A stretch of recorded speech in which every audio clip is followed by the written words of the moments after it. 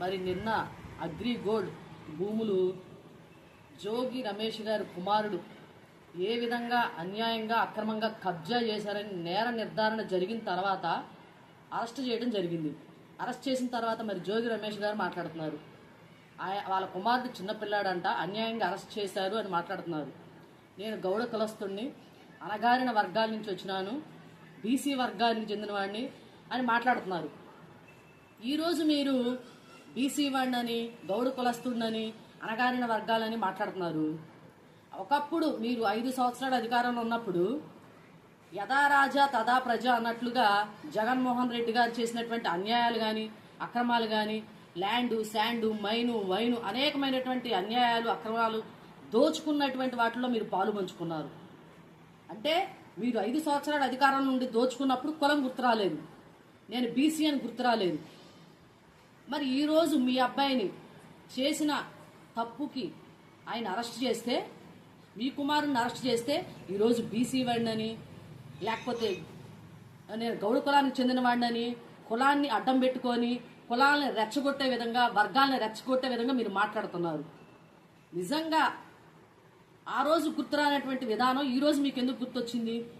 ఇంకా మీరు మాట్లాడుతున్నారు అన్యాయం చేశారు, మా అబ్బాయిని అన్యాయంగా అరెస్ట్ చేశారని. అవునా?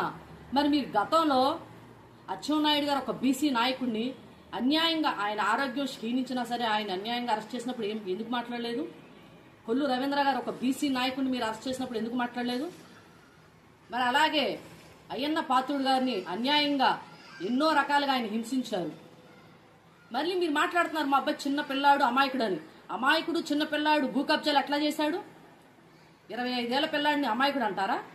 మీరు సిఐడి పోలీసులను అడ్డం పెట్టుకొని అర్ధరాత్రి పూట బీసీ నాయకులు ఇళ్లపైన మీరు దాడులు చేసి ఇంట్లో ఉన్నటువంటి చిన్న పిల్లల్ని, స్కూల్కి వెళ్ళే పిల్లల్ని కూడా మీరు ఇంట్రాగేషన్ పేరుతో భయభ్రాంతులకు గురి చేశారు. అవన్నీ మర్చిపోయారా? మరి అలాగే ఈరోజు మాట్లాడుతున్నారు మీరు.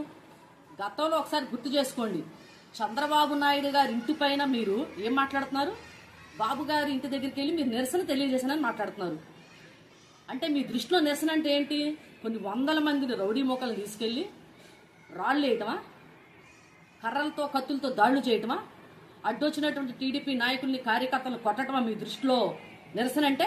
ఇంకా వీడియోలు ఉన్నాయి, మీరు ఏ విధంగా ఆ రోజున బాబు గారి ఇంటి పైన దాడి చేశారో ఆ వీడియోలన్నీ చూపిస్తాం మీకు. మీరు అన్యాయం గురించి మాట్లాడుతున్నారు. ఎంతో మంది బీసీల్ని పొట్టన పెట్టుకున్నారు. దాదాపు వైసీపీ ప్రభుత్వంలో 60 మంది బీసీల్ని అన్యాయంగా చంపేశారు. బీసీ మహిళలపైన అత్యాచారాలు చేశారు, దాడులు చేశారు, బీసీల్ని జైలుకి పంపించారు. ఆ రోజు మీరు బీసీలకు అన్యాయం జరిగిందని మీరు ఎందుకు మాట్లాడలేదు? ఈ రోజు ఎందుకు మాట్లాడుతున్నారు? బీసీలు ఏదో ఉద్ధరించినట్టుగా మాట్లాడుతున్నారు. మరి అలాగే అమర్నాథ్ గౌడ్ చిన్న పిల్లాడు, అతను చేసిన తప్పేంటండి? మా అక్క జోలికి రావద్దు అన్నందుకు పెట్రోల్ పోసి అన్యాయంగా, అతి కిరాతకంగా చంపేశారు. మీరు ఆ రోజు ఆ కుటుంబానికి అండగా ఉంటానన్నారు. చంపినవాడు దర్జాగా కొన్ని రోజులు జైలు చేసి వచ్చి బయటకు వచ్చి సంబరాలు చేసుకుంటున్నారు. ఆ కుటుంబాన్ని మీరు ఏం న్యాయం చేశారు? ఈరోజు మీరు మాట్లాడుతున్నారా? మరి అదేవిధంగా కులాన్ని అడ్డం పెట్టుకోకూడదు, కులం కూడు పెడుతుందా అని మీరు మాట్లాడారు కదా ఒకప్పుడు. ఈరోజు మీ అబ్బాయి అరెస్ట్ చేస్తే, మీ కుటుంబం దాకా వస్తే కులాల గురించి మీరు ఎందుకు మాట్లాడుతున్నారు? మీరు చేసినటువంటి తప్పులకి, అవినీతికి, అక్రమాలకి అరెస్ట్ చేశారు. దాన్ని మీరు కులాన్ని ఆపాదించడం కరెక్ట్ కాదు. మరి అలాగే ఈరోజు మీరు బీసీలు ఏం ఉద్ధరించారు? మరి బీసీలకు కేటాయించినటువంటి 75,000 కోట్ల రూపాయల నిధులు దారి మళ్లించినప్పుడు జగన్మోహన్ రెడ్డి గారిని ఎందుకు అడగలేదు మీరు? మరి బీసీలకి నిధులు, విధులు, కనీసం కుర్చీ కూడా లేనటువంటి నామినేటెడ్ పోస్టులు ఇస్తే మీరు ఆ రోజు మా బీసీలకు అన్యాయం చేశారని జగన్మోహన్ రెడ్డి గారిని ఎందుకు ప్రశ్నించలేదు?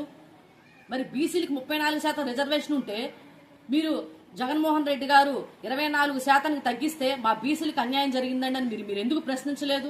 అంటే బీసీలు చంపేస్తున్నా మాట్లాడరు, అన్యాయంగా జైలుకి పంపించినా మాట్లాడరు, మీ బీసీ రిజర్వేషన్ తగ్గించినా మాట్లాడరు. మీరు దేనికి మాట్లాడరు? కేవలం మీ కుటుంబం జోలికి, మీ అబ్బాయి జోలికి వస్తేనే మీకు బీసీలు గుర్తొస్తారా? మళ్ళీ మాట్లాడుతున్నారు చేసిన పాపాలకు దేవుడే చూస్తానంటారు. మీరు పాపాలు చేశారు కాబట్టి నిజంగా దేవుడు చూశాడు. నిండు సభలో అసెంబ్లీ సాక్షిగా భవనమును ఏ విధంగా మీరు అవమానించారో ఒకసారి గుర్తు చేసుకోండి. అన్యాయంగా బాబు గారి ఇంటిపైన మీరు దాడులు చేశారు. ఎంతో మంది బీసీలు పట్టున పెట్టుకున్నారు. కానీ మీరు అన్యాయమైన బయటికి రాలేదు. ఈ రోజు మీ కుటుంబానికి అన్యాయం జరిగితే బయటకు వచ్చి మీరు మాట్లాడుతున్నారా? ఇకనైనా కొంచెం మీరు పశ్చాత్తాపం చెందాలి. జోగి రమేష్ గారు, పశ్చాత్తాపం చేసిన పాపాలకి మీరు కొంచెమన్నా బాధపడితే పైనుండి దేవుడు కొంచెమన్నా మీ పాపాలను తగ్గిస్తాడు. అంతేగాని ఎవరైనా చట్టం ముందు సమానులే. తప్పు చేసిన వాడు బీసీయా, ఎస్టీయా, ఓసీ అని చూడరు. నేర నిర్ధారణ జరిగితే ఎవరైనా సరే శిక్షకు అర్హులే.